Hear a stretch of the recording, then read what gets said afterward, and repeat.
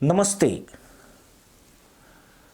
Hamas ने Israel को छेड़कर जो गलती की उसकी सजा फिलिस्तीन के मुसलमानों को चुकानी पड़ रही है, जहां से लाखों जिहादी हुरों की खोज में प्रस्थान कर चुके हैं।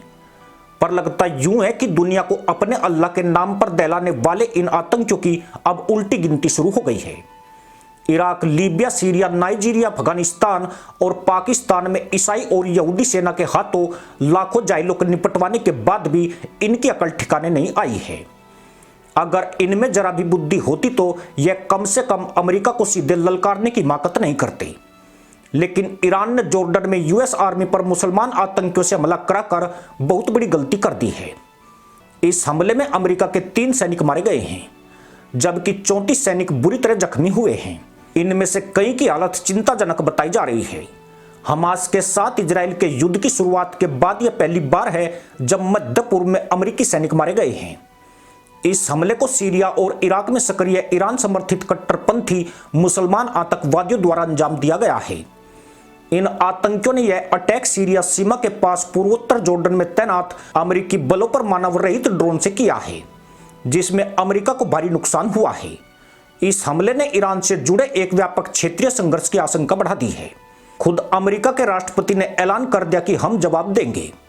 इसका साफ मतलब यही है कि हुरों के तबेलों में मची आपाधापी आने वाले वक्त में और भी विकराल होने वाली है, क्योंकि अमेरिकी हमले में ईरान की मदद को कोई भी मुस्लिम देश नहीं आने वाला है।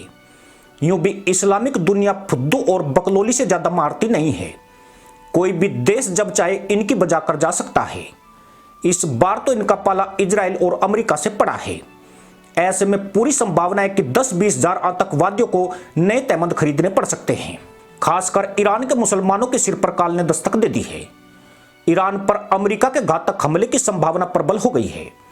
इसकी वजह यही है कि अपने सैनिकों की मौत के लिए अमेरिका ने सीधे तौर पर तेहरान को जिम्मेदार ठहराया है। यही नहीं, 3 सैनिकों की मौत के बाद अमेरिकियों में गुस्सा फूट रहा है और ईरान पर हमला करने की मांग की जा रही है।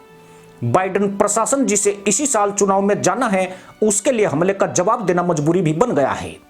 लिहाजा आशंका बन रही है कि ईरान के तहमंद बाजार में हड़कंप जरूर मचेगा। अमेरिकी सैनिकों पर हमले की जिम्मेदारी इराक के इस्लामिक रेजिस्टेंस ने ली है। इराक में इस्लामिक रेजिस्टेंस कोई समूह नहीं है, बल्कि इराक के मुसलमान आतंकवादियों के कई संगठनों के एक गठबंधन को यह नाम दिया गया है।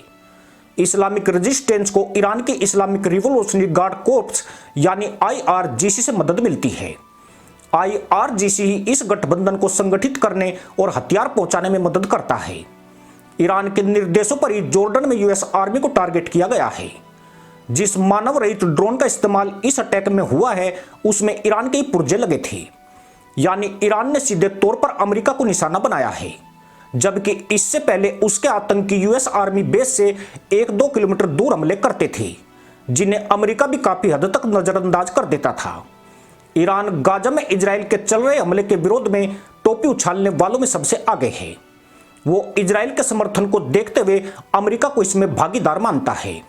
इन हमलों के साथ ईरान एक तरह से सीधे तौर पर अमेरिका के साथ भिड़ गया है।